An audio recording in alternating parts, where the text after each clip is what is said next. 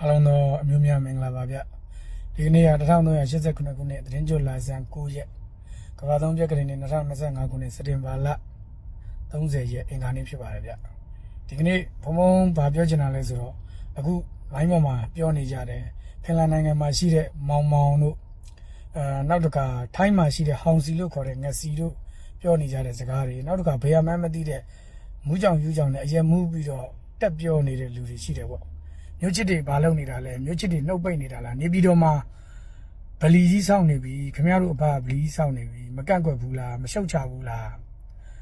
းခင်ဗျားတို့အဖလို့တော့ဘာပြောရဲလဲဆိုတော့ဖင်လန်မှာရှိတဲ့မောင်မောင်တို့ပြောထားတဲ့စကားတွေပေါ့ဒါတွေနဲ့ပတ်သက်ပြီးတော့ပြောချင်တာပါဘုံဒီရက်ထဲမှာကျမ်းမာရေးလည်းမကောင်းလို့ဆေးပြဆေးစစ်နေတာနေလို့ပတ်သက်လို့ကျမ်းမာရေးမကောင်းတဲ့ဂျားတွေကနေအမျိုးဘာသာသာသနာတို့အလုံးလုံးနေတဲ့ရဟန်းတန်ဃာတော်တွေလူပုဂ္ဂိုလ်တွေအများကြီးရှိပါနေပြီးတော့ဗလီနဲ့ပတ်သက်လို့ဆိုတဲ့စကားကိုခဏထားအောင်ဒေါ်စန်းစုကြည်လက်ထက်မှာကြတော့ဘာဖြစ်လဲအမျိုးဘာသာသာသနာပဲကွယ်ပြောက်သွားတော့မလို့ကလားတွေကြီးစိုးလာတော့မလို့အိမ်ကဘုရားရှင်ပဲကွယ်ပြောက်သွားတော့မလို့ဆိုတော့ဘုရားเจ้าကိုလည်းဘုရားရှင်ကွယ်ပြောက်သွားတော့မလို့ဆိုတဲ့ပုံစံမျိုးတွေ live မှာပြောနေကြတာတွေအများကြီးရှိပါတယ်ဒါတွေကိုလည်းမြင်တွေ့နေပါတယ်ဒါပေမဲ့နေပြီးတော့မှမြို့သားကြီးဥဆောင်ဆရာတော်ရှိတယ်ရှေးအောင်ကျောင်းတော်ကြီးဆရာတော်ဥပညာနော်ဥပညာတာမိရှိပါတယ်နေပြီးတော့မှရှိနေတဲ့လေဝေးပြင်မန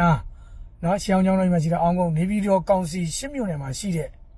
မျိုးဘာသာသာသနာဆောက်ရှောက်သူတွေကအများကြီးရှိပါတယ်ခင်ဗျားတို့က line ပေါ်ကနေ line လေးဖွင့် internet ကလေးဖွင့်9မိနစ်စာ3မိနစ်စာလောက်ကလေးစကားလေးတက်ပြောရုံနဲ့ခင်ဗျားတို့တောင်းဝင်ကြည်သွားပြီလို့ထင်နေတာလားဒါပေမဲ့ line ပေါ်ကပြောတဲ့လူတွေကိုလည်းကျုပ်တို့ကနေပြီးတော့အမျိုးဘာသာသာသနာနဲ့တိုင်းပြည်အတွက်လိုအပ်လို့ပြောလာပြီဒီလူတွေလည်းကျေးဇူးတင်တယ်ကျေးဇူးမတင်လို့ပြောနေတဲ့စကားတွေမဟုတ်ဘူးเนาะခင်ဗျားတို့ line ပေါ်ကပြောနေလို့တော့လည်းမရဘူးဒါကတကယ်မြေပြင်မှာဖြစ်နေတဲ့လက်ရှိပကတိအနေအထားအဲ့ဒီနေပြီးတော့မှဆောက်လုပ်မယ်ဆိုတဲ့ဗလီနဲ့ပတ်သက်ပြီးတော့နေပြည်တော်မှာရှိတဲ့အမျိုးသားရေးဆရာတော်တွေအမျိုးသားရေးလူပုဂ္ဂိုလ်တွေနောက်ရန်ကုန်မှာရှိတဲ့အမျိုးသားရေးဆရာတော်အမျိုးသားရေးလူပုဂ္ဂိုလ်တွေမြန်မာတပြည်လုံးမှာရှိတဲ့အမျိုးဘာသာသာသနာချစ်မြတ်နိုးတဲ့မျိုးချစ်တွေကဘယ်တော့မှမျိုးလုံးတွေမှိတ်နားတွေပိတ်မနေပါဘူးခင်ဗျားတို့စိုးရိမ်နေဆိုတာထက်မျိုးချစ်တွေကပို့ပြီးတော့စိုးရိမ်နေပါတယ်ခင်ဗျားတို့အလုံးလုံးနေတယ်ဆိုတာတဲ့မျိုးချစ်တွေကပို့ပြီးတော့ဆယ်စမဟုတ်အစတည်းအလုံးလုံးနေပါတယ်ခင်ဗျားတို့စိုးရိမ်နေဆိုတာမျိုးချစ်တွေအေးအေးစစ်စစ်အမျိုးသားရေးသမားတွေအမျိုးသားရေးဆရာတော်တွေအေးအေးဆေးဆေးနေလောက်တဲ့အဆင့်ပဲရှိပါတယ်နော်အဲ့နေပြီးတော့ပြင်မနာမျိုးချစ်လူငယ်များအဖွဲ့ဆိုပြီးတော့စာတွေလိုင်းပေါ်မှာတက်လာတယ်ခင်ဗျားတို့ဓာတ်တွေမမြင်အောင်ဆောင်ပြီးမျိုးချစ်တွေကိုမျက်လုံးစုံမိတ်ရှိသမျှအပေါက်အကုန်ပိတ်ပြီးတော့ခင်ဗျားတို့ဆဲကျင်ဆဲပြောချင်ပြောဆိုချင်ဆိုလုပ်နေကြတယ်နောက်တစ်ခါရှေးအောင်ကျောင်းတော်ကြီးဆရာတော်နေပြီးတော့မျိုးသားရေးအဖွဲ့တွေရန်ကုန်မျိုးသားရေးအဖွဲ့တွေဒီပလီကိစ္စနဲ့ပတ်သက်ပြီးတော့တိုင်ပင်နေတယ်1982ခုနှစ်နောက်ပိုင်းမှာရှိတဲ့ဗလီမှန်သမျှသည်သမ္မတကြီးဦးသိန်းစိန်လက်ထက်2013လောက်မှာသာသနာရေးဒုဝန်ကြီးကနေပြောသွားတယ်1982ခုနှစ်နောက်ပိုင်းမှာရှိတဲ့ဗလီတွေဒီတစ်လုံးမှတရားမဝင်အဲ့တော့တရားမဝင်တဲ့ဗလီတွေကိုလည်းတစ်ချိန်မှာဟိုက်မြမမြေပေါ်တွေမဟုတ်ဘူးကမ္ဘာမြေပေါ်ကပါမောက်ထုတ်ပြရမယ်ဥပဒေနဲ့အညီဥပဒေနဲ့လောက်ထားတဲ့ဟာတွေတရားဝင်တယ်ဆိုတဲ့ဟာတွေဆိုရင်တော့ဒါလက်ခံလို့ရတယ်ပေါ့နော်ဦးဇင်းတို့ကမွတ်စလင်တွေကိုမုန်းနေလို့လုပ်နေတာမဟုတ်ဘူးဗလီတွေကိုတိုက်ခိုက်နေတာမဟုတ်ဘူးအစ္စလာမ်တွေကိုတိုက်ခိုက်နေတာမဟုတ်ဘူးဒါပေမဲ့တရားမဝင်ဥပဒေမဲ့လုပ်နေတဲ့အရာတွေကိုဦးဇင်းတို့ကဥပဒေနဲ့အညီဆောင်ရွက်နိုင်အောင်လို့အများအားစောင့်ကြည့်နေတာဖြစ်တယ်အများအားလှုပ်ဆောင်နေတာဖြစ်တယ်နောက်တခါဒီနိုင်ငံတော်အဆင့်နိုင်ငံတော်ဝန်ကြီးချုပ်အထိနိုင်ငံတော်သမ္မတဒီတပ်မတော်ကာကွယ်ရေးဦးစီးချုပ်အထိစာတင်မှုစာတွေလည်းစီထားတာတွေရှိပါတယ်အစည်းအဝေးတွေလည်းထိုင်ထားတာတွေရှိပါတယ်မင်းတို့ကမျိုးချစ်တွေဘာမှမလုပ်ဘူးဆိုအင်တာနက်ကလေးဖွင့် line လေးကောက်တင်3မိနစ်စာလောက်လေးစကားပြောအဟုတ်ကြီးလုံးမနေနဲ့အောက်မှာကြည့်ရှုတဲ့သူတွေနော်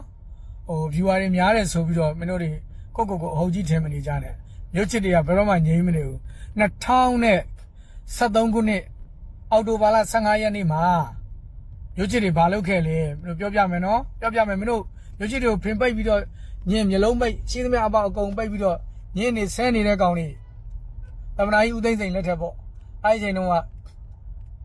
နော်ဒီကမ္ဘာမှာရှိတဲ့အာရကဘာပေါ့ဗျာအစ္စလာမစ်တွေတည်တံ့ဖွဲ့ထားတဲ့OIC ပေါ့ Organization Islamic Conference လို့ခေါ်တဲ့ OIC 58နိုင်ငံအဲ့ဒီအချိန်မှာဆီးရီးယားနဲ့နောက်တစ်ခါပါလက်စတိုင်းနဲ့အဆင်မပြေတဲ့အတွက်ဒီနှစ်နိုင်ငံကိုရပ်စဲထားတယ်အဲ့ဒီလိုအချိန်မျိုးမှာဘာလုပ်ကြလဲမြန်မာပြည်မှာတဲ့မြန်မာပြည်ရဲ့ရခိုင်ပြည်နယ်မှာ OIC ရုံးစောက်ချင်တယ်လို့သမ္မတကြီးဦးသိန်းစိန်လက်ထက်မှာကမ်းလှမ်းတာရှိတယ်အဲ့ဒီအချိန်မှာမျိုးချစ်တွေအမျိုးသားရေးသမားတွေရဟန်းတန်ဃာတော်တွေကရန်ကုန်မြို့မှာနော် ကိုစီကိုစားပြီးတော့ကိုအလုပ်တွေအပြက်ခံကိုဘွားတွေအပြက်ခံစာဝါတွေအပြက်ခံစာရင်ကျောင်းတွေအပြက်ခံရိတ်တာတွေအပြက်ခံပြီးတော့နော်ရွှေတကုံဖရားအရှိဘက်မုတ်ကနေပြီးတော့စူးလေအချီတက်ကြတယ်နော် no OIC နော်မြန်မာပြည်မှာ OIC ရုံးဆောက်ခွင့်9နှစ်မပြောနဲ့9မိနစ်50စက္ကန့်တောင်ခွင့်မပြုပါဘူးဆိုပြီးတော့2013ခုနှစ်အောက်တိုဘာလ15ရက်နေ့မှာထောင်ကျရင်ကြပါစေဆိုပြီးတော့မြို့သားရေးသမားတွေမြို့သားရဟန်းရှင်လူတွေကဥဆောင်ပြီးတော့လှုပ်ဆောင်ခဲ့တယ်အဲ့ဒီအတွက်နိုင်ငံတော်သမ္မတကြီးဦးသိန်းစိန်ကနေပြီးတော့ဗာပြောလဲညနေ6နာရီသတင်းမှာပြည်သူ့ဆန္ဒသဘောထားနဲ့မကိုက်ညီပါသဖြင့်မြန်မာနိုင်ငံ၌ OIC ရုံးစောက်ခွင့်လုံးဝမပြုပါတဲ့ OIC ဆိုတာမွတ်စလင်နေ58နိုင်ငံဖွဲ့ထားတဲ့နိုင်ငံတွေနော်ဘာကြောင့်ဖွဲ့ထားလဲအဲ့ဒီသမိုင်းကြောင့်သိလားဟမ် Israel နဲ့ Palestine 6ရက်ကြာစစ်ဖြစ်ကြတယ်စစ်ဖြစ်ကြတဲ့အချိန်မှာ Palestine ကမွတ်စလင်တွေလေ Islamic တွေကြီးပဲသူတို့ Israel ကိုနိုင်ကြ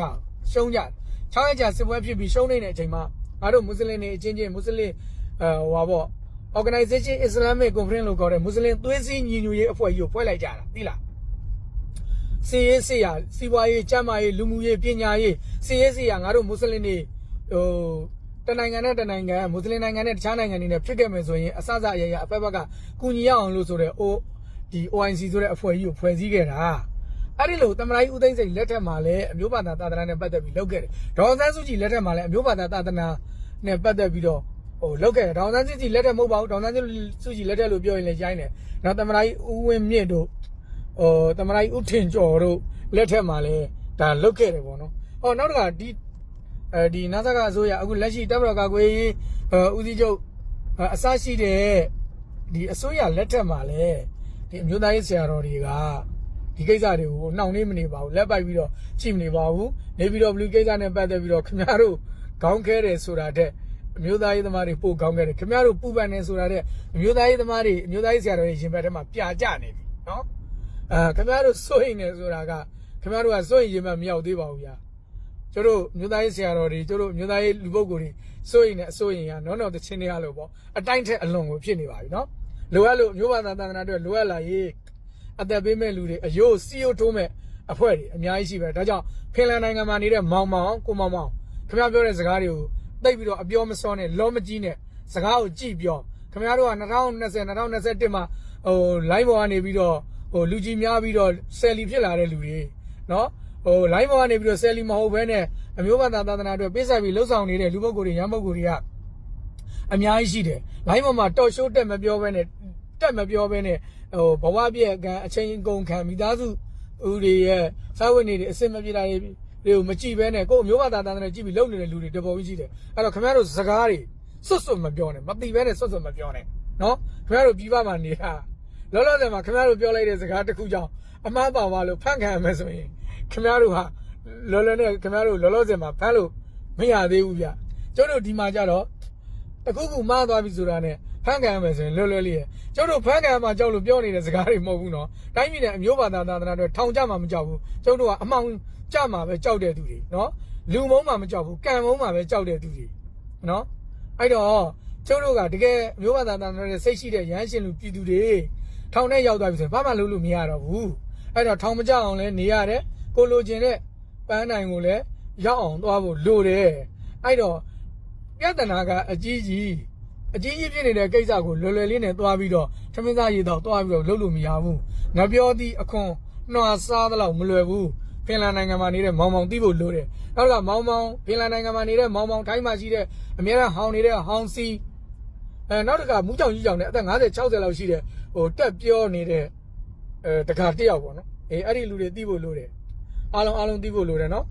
်တိတ်မအားသေးလို့ဒါပေမဲ့ဘုန်းတို့မျိုးသားရေးဆရာတော်တွေမျိုးသားရေးလူပုဂ္ဂိုလ်တွေကမျိုးဘာသာသာသနာနဲ့ပတ်သက်လာရင်အားလုံးကအာဘဝတွေအသက်တွေပြေးပြီးလောက်ကြမှာနေပြီးတော့ဗလီကိစ္စနဲ့ပတ်သက်လို့ခင်ဗျားတို့တွေ live မှာတက်ပြီးတော့လူတင်ကြီးအောင်အတန်ကောင်းဟစ်နေတဲ့လူတွေတက်ကျုပ်တို့ live မှာတက်မអော်ဘဲနဲ့လုံနေတဲ့လူတွေကပို့ပြီးတော့နေပြီးတော့ဗလီနဲ့ကိစ္စနဲ့ပတ်သက်ပြီးတော့စိုးရင်ပူပန်မှုတွေရှိနေပါတယ်ခင်ဗျားတို့ရဲ့ဆယ်စပို့ပြီးတော့လှုပ်ဆောင်နေဆိုတာမအားနေကြနေခင်ဗျားတို့ခဏလေးတော့ဒီနေရာနေပြောလိုက်တယ်ကဲအားလုံးသောမြန်မာပြည်သူပြည်သားများကိုစိတ်နှပြချမ်းသာကြပါစေ2025ခုနှစ်ဒီဇင်ဘာလ28ရက်နေ့မှာကျင်းပမယ့်ရွေးကောက်ပွဲကြီးလဲအောင်မြင်ပါစေမြန်မာပြည်ကြီးမှာလဲအာရမဝါဒတွေကြာရှုံးပါစေအာရမဘတ်တော်သားတွေကြာရှုံးပါစေ